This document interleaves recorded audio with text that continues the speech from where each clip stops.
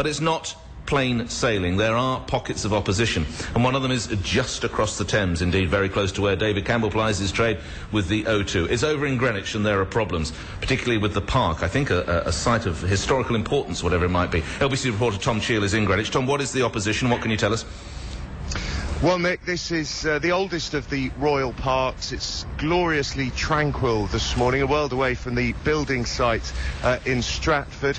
And it's this quiet tranquility that residents here are so very keen to preserve. They're deeply concerned at the damage they say having the three-day eventing here will do in the long term. Let's talk to Sev D'Souza, who is leading the campaign to persuade LOGOE to rethink their plans.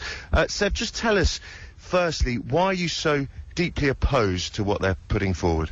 Well, our main reasons are for potential damage that could be caused to this World Heritage Site, but also the social injustice of extensive closures of the park, and of course the disruption to daily life from road closures, which are in an area which is very densely populated and a relatively deprived area.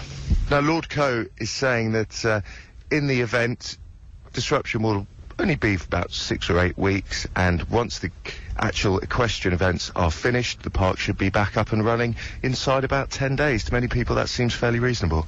Well, the grassroots opposition is growing, partly because people don't really know what is happening, and the more they get to know about it, they're absolutely horrified, because about a minute from the gates of the park are council flats, and there are many houses bordering the park without any gardens. So for them, this is their garden. This is a green oasis in a densely populated area. And to close the park for 6 to 8 months...